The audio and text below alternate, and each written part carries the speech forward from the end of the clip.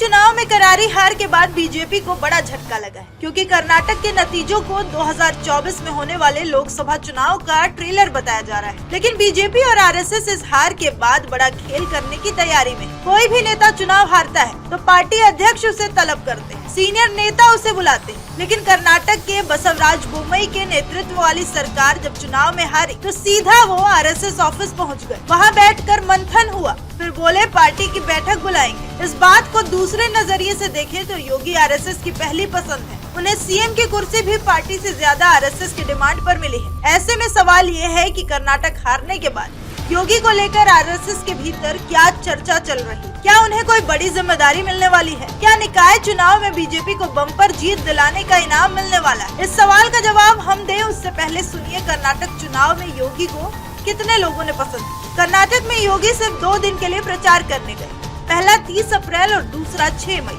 दोनों दिनों में कई रोड शो किए, 9 विधानसभा सीटों को कवर किया, जिनमें से 2 सीटें बीजेपी जीती। मतलब इनका सियासी स्ट्राइक रेट 22% के आसपास रहा, जबकि मोदी का 50% और शाह का 30% रहा। ये तब हुआ जब योगी का पूरा फोकस यूपी निकाय चुनाव पर था। बीजेपी के कई नेता इस बात से नाखुश हैं कि अपने स्वर्णिम काल में भी कांग्रेस मुक्त भारत का नारा साकार नहीं कर पाए। अगर कर्नाटक में बीजेपी कांग्रेस को हरा देती तो वहाँ से 2 तरह की संजीवनी मिलती। पहली, छत्तीसगढ़ और राजस्थान में कांग्रेस को हटाने में मदद मिलती, और दूसरी, दक्षिण भारत में बीजेपी की पकड़ मजबूत हो। इन्हीं 2 कारणों से मोदी, शाह से लेकर बीजेपी के हर बड़े नेता ने खूब मेहनत की थी, पर बाजी कांग्रेस मार ले गई। अब 2024 में लोकसभा चुनाव होना है। ऐसे में बीजेपी इस हार को हल्के में लेने की गलती बिल्कुल भी नहीं करने वाली है। ऐसी खबर है कि जेपी नड्डा बैठक बुलाएंगे, अमित शाह चुनावी चाणक्य वाला दिमाग लगाएंगे, मोदी योगी कांग्रेस मुक्त भारत के सपने को साकार करने के लिए कुछ नया जादू चलाएंगे। अगर आप राज्यों के हिसाब से देखें तो बीजेपी का राज सिर्फ देश के 15 राज्यों में बचा है। 15 में से 6 राज्यों में पूर्ण बहुमत की सरकार है, जबकि 9 राज्यों में गठबंधन में सरकार है। जिन राज्यों में बीजेपी हारी है वहाँ के विपक्षी नेताओं का कहना है